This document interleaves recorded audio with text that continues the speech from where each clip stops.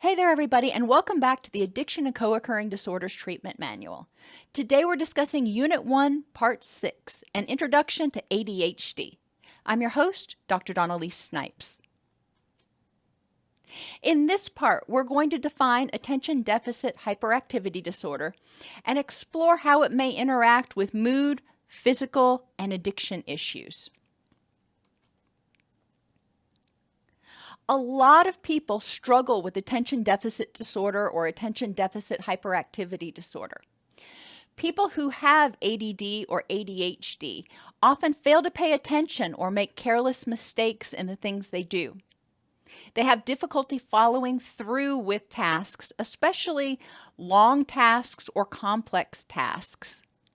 They have difficulty organizing their life. They may dislike tasks that require sustained mental effort. They're easily distracted, forgetful. They often fidget or have difficulty sitting still. People perceive them as being constantly on the go. They just can't sit still. They may talk excessively, have difficulty waiting their turn, and often interrupt or intrude on others, whether it's in a game or in a group or in a conversation. So these symptoms can be very problematic, and these symptoms are not being lazy or being rude or something that somebody can just be taught a simple skill for. People with ADD, ADHD actually have differences in their wiring, their mental wiring, and their neurotransmitters that make it more difficult to do some of these things. So I think it's important to spend some time, if you think you've got ADD or ADHD, to think about how each one of these symptoms could trigger addictive behavior, anxiety, anger, guilt, grief, or jealousy, and 3 healthy ways of dealing with each symptom. For example, failing to pay attention or making careless mistakes. That is something that is very common in people with ADD or ADHD, but then it can trigger a feeling of guilt in them when they don't do something right. It can trigger a sense of anxiety when they start to do things, because then they start wondering, am I going to do something right or am I going to screw up again? It can trigger a sense of grief in them because they don't feel like they can be the person that they want to be. It can trigger jealousy in them because other people can more easily focus on things and they have to work so much harder to pay attention and not make careless mistakes.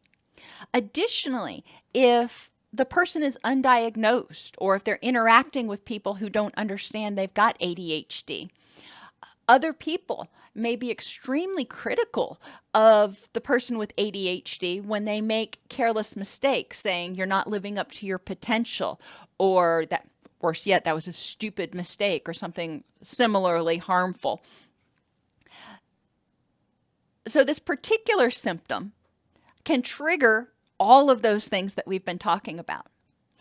Not following through with things or disliking tasks that require sustained mental effort are also things that are difficult for people with ADHD, but things that they have to do in the typical environment, in the typical job.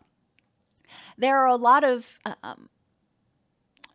reasonable accommodations that can be made for people with ADHD at work, and I encourage you to apply those same reasonable accommodations to your recovery. For example, tasks that require sustained mental effort, like doing this activity, break it up into shorter bits. So for example, look at how each symptom could trigger addictive behavior. And then at a different time, look at how each symptom could trigger anxiety.